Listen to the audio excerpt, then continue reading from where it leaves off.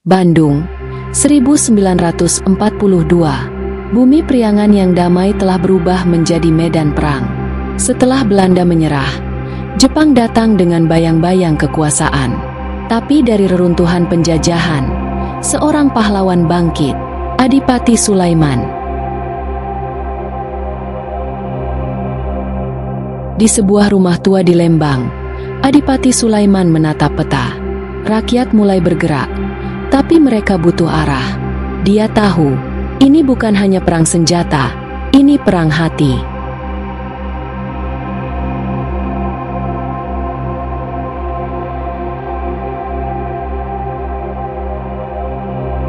Di hutan Dago, Sulaiman melatih para pemuda. Mereka belajar menembak, bersembunyi, dan bertahan. Suara bambu dan daun kering menjadi saksi lahirnya pasukan rakyat.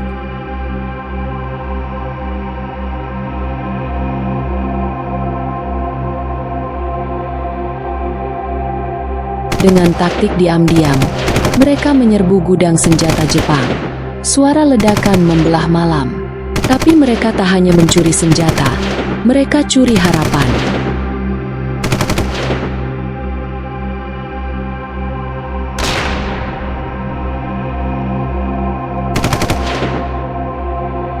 Di ruang bawah tanah tersembunyi, Sulaiman menyampaikan pesan ke pejuang di Garut dan Tasik. Bandung belum jatuh. Kita masih di sini.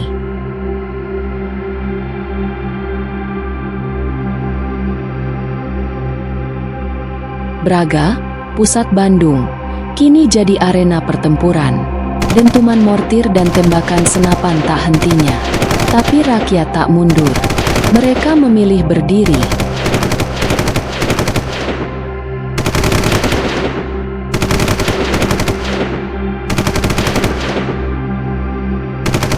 Sulaiman akhirnya tertangkap, disisa, dipaksa bicara, tapi bibirnya terkunci. Dalam derita, ia tetap menjaga rahasia rakyatnya. Namun takdir belum selesai. Sulaiman melarikan diri. Dalam misi terakhirnya, ia meledakkan markas logistik musuh di Cimahi. Api Bandung menyala kembali.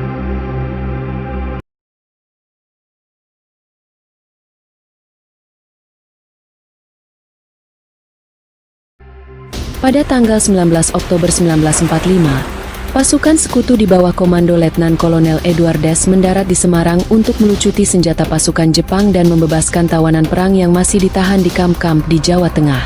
Awalnya, pasukan tersebut disambut baik oleh pihak Indonesia karena kehadiran mereka menghentikan serangan terhadap mereka oleh pasukan Jepang. Namun, ketika pasukan sekutu dan Nika mulai membebaskan dan mempersenjatai tawanan perang Belanda yang dibebaskan di Ambarawa dan Magelang, banyak penduduk setempat yang marah. Hubungan semakin memburuk ketika sekutu mulai melucuti senjata anggota Tentara Nasional Indonesia. Resimen Kedu Tengah 1 di bawah komando Letnan Kolonel M. Sarbini mulai mengepung pasukan sekutu yang ditempatkan di Magelang sebagai balasan atas upaya pelucutan senjata mereka. Sekutu secara diam-diam meninggalkan Magelang ke benteng mereka di Ambarawa. Resimen Sarbini mengikuti sekutu dalam pengejaran, dan kemudian bergabung dengan pasukan Indonesia lainnya dari Ambarawa, Suruh, dan Surakarta. Mundurnya pasukan sekutu terhenti di Desa Jambu karena dihadang oleh pasukan angkatan muda di bawah pimpinan Oni Sastrodihardjo. Pasukan sekutu kemudian diusir dari Desa Jambu oleh pasukan gabungan Tentara Nasional Indonesia. Di Desa Ngipik, pasukan sekutu kembali dicegat oleh Batalion 1 Sorjo Sompeno di Ngipik dan dipaksa mundur lagi oleh Tentara Nasional Indonesia. Setelah berusaha menguasai 2 desa di sekitar Ambarawa, pasukan Indonesia di bawah komando Letnan Kolonel Isdiman mencoba membebaskan kedua desa tersebut. Tetapi Isdiman tewas dalam pertempuran sebelum bala bantuan tiba. Kolonel Sudirman merasa kehilangan salah satu perwira terbaiknya dan dia segera turun ke medan untuk memimpin pertempuran. Kolonel Sudirman bersumpah untuk membalas kematian Isdiman dan memanggil bala bantuan untuk mengepung posisi sekutu di Jawa Tengah. Pada pagi hari tanggal 23 November 1945, pasukan Indonesia mulai menembaki pasukan sekutu yang ditempatkan di Ambarawa. Serangan balik dari sekutu memaksa Tentara Nasional Indonesia mundur ke Desa Bedono. Keesokan harinya pada pukul 4.30 pagi, Angkatan Darat melancarkan serangan terhadap sekutu di Ambarawa. Artileri Indonesia menggempur posisi sekutu, yang kemudian diserbu oleh infanteri. Ketika jalan raya Semarang-Ambarawa direbut oleh pasukan Indonesia, Sudirman segera memerintahkan pasukannya untuk memotong jalur pasokan pasukan sekutu yang tersisa dengan menggunakan manuver penjepit urang. Kehadiran Kolonel Sudirman memberikan semangat baru bagi pasukan Indonesia. Koordinasi terjalin antar komando sektor dan pengepungan terhadap musuh semakin ketat. Taktik yang diterapkan adalah serangan dadakan secara serentak di semua sektor. Bala bantuan terus berdatangan dari Yogyakarta, Surakarta, Salatiga, Purwokerto, Magelang, Semarang, dan lain-lain. Pertempuran berakhir 4 hari kemudian pada tanggal 15 Desember 1945, ketika Indonesia berhasil menguasai kembali Ambarawa dan sekutu mundur ke Semarang.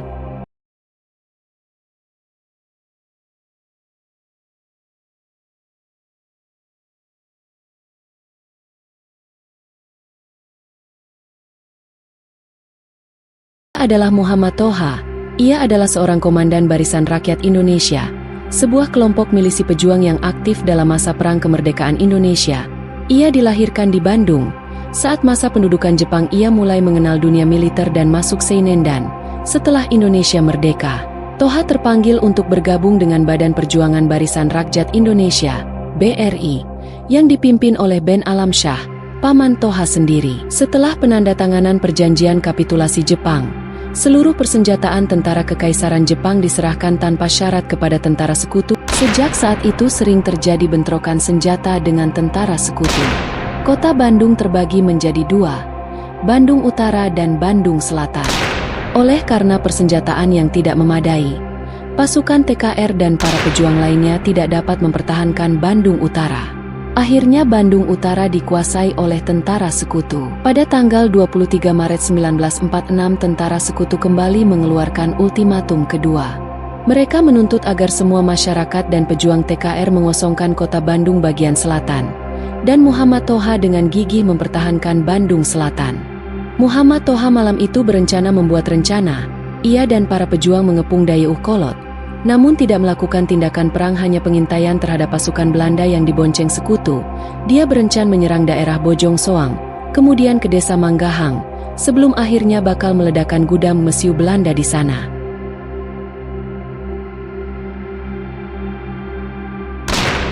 Pertempuran di Bojong Soang pun pecah. Untuk seterusnya Komandan Muhammad Toha dan pasukannya merangsek ke desa Manggahang. Setelah melewati beberapa rintangan, akhirnya Muhammad Toha tiba di gudang mesiu milik Belanda. Ia pun berhasil lolos dan masuk ke dalam tempat penyimpanan mesiu. Dan ia pun meledakkan gudang tersebut, namun sayangnya ia pun bersama seorang temannya meninggal dalam peristiwa itu.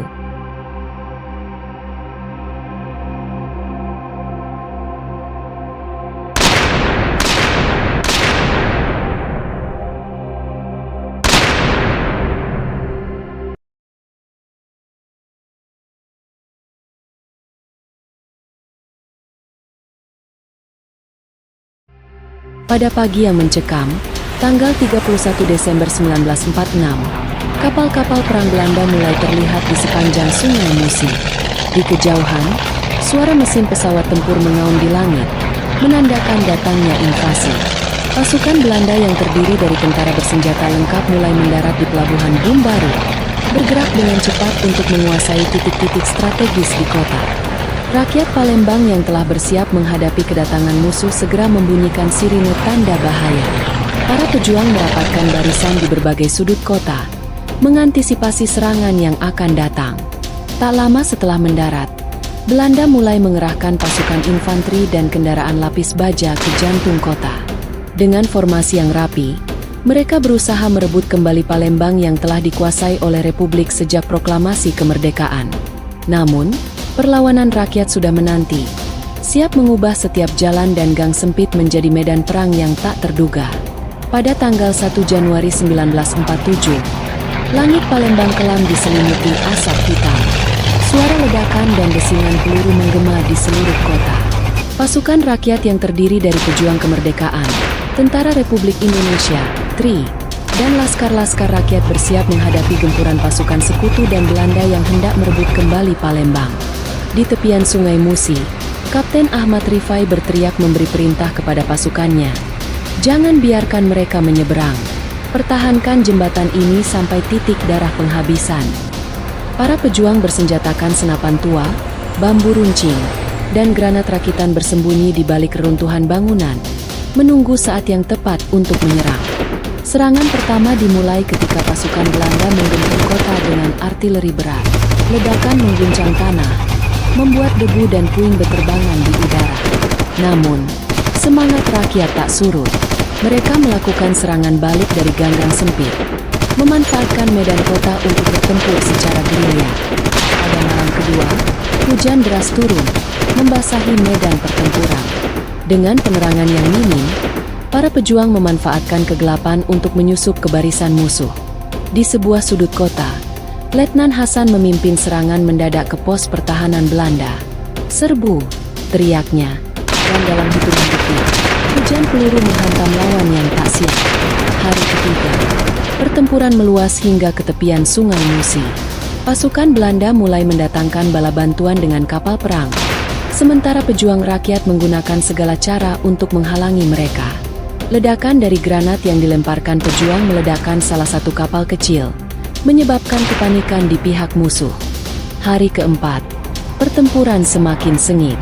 Belanda mulai menggunakan pesawat tempur untuk mengebom basis pertahanan rakyat. Namun, di darat, semangat perlawanan tetap menyala. Seorang pemuda bernama Darmawan, hanya bersenjatakan molotov, berhasil menghancurkan kendaraan lapis baja Belanda yang mencoba merangsek ke pusat kota. "Merdeka atau mati!" teriaknya sebelum ledakan mengguncang udara. Pada hari kelima, pertempuran bergeser ke hutan-hutan di sekitar Palembang. Para pejuang yang tersisa bergerak dalam kelompok kecil, menyerang konvoi musuh dengan serangan gerilya. Di bawah rimbunan pepohonan, mereka bertempur berkelompok, memanfaatkan jebakan dan medan yang sulit untuk memperlambat gerak Belanda. Meskipun akhirnya kota Palembang jatuh ke tangan Belanda, api perjuangan tetap berkobar di dada para pejuang. Mereka bersumpah akan merebut kembali tanah mereka.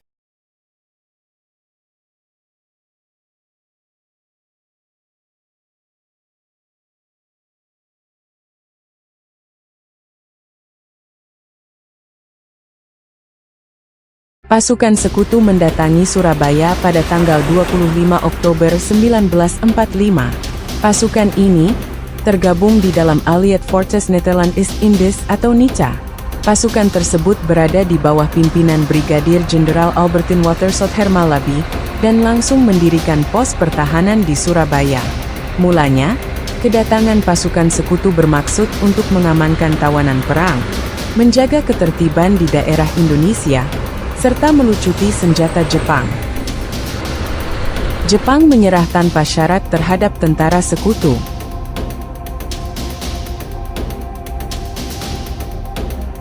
Sayangnya, pada tanggal 27 Oktober 1945, pasukan sekutu memutuskan untuk menyerbu penjara serta membebaskan tawanan perwira sekutu yang ditahan pihak Indonesia.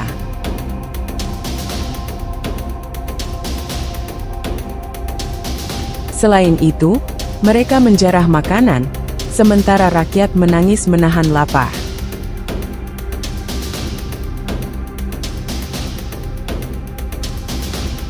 Tak hanya itu, pihak sekutu juga mendirikan pertahanan di berbagai tempat penting, seperti membuat bunker, berpatroli di kantor radio, jalur pusat kereta api, serta gedung internasional, serta memperketat dan mengawasi lapangan terbang.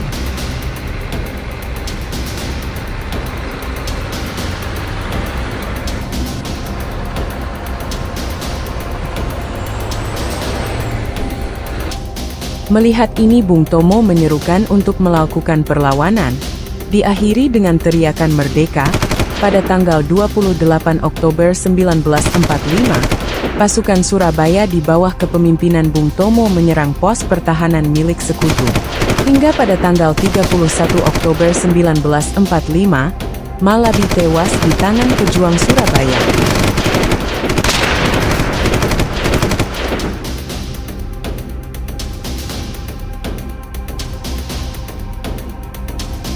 Para pejuang pun mundur. Tentara sekutu datang ke lokasi kejadian dan mereka pun sangat marah. Akhirnya pada tanggal 10 November 1945 perang terbesar di seluruh Indonesia pun pecah. Untuk mengalahkan sekutu, ada berbagai senjata yang digunakan oleh pejuang Indonesia. Salah satunya bambu runcing. Setelah pertempuran berlangsung selama 3 pekan, kondisi mulai mereda pada tanggal 28 November 1945. Banyak sekali korban jiwa dari pertempuran ini.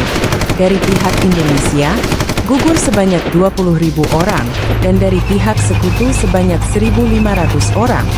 Selain itu, tidak sedikit penduduk yang mengungsi dari Surabaya dan bangunan mengalami kehancuran parah. Karena besarnya semangat juang dan usaha yang dilakukan para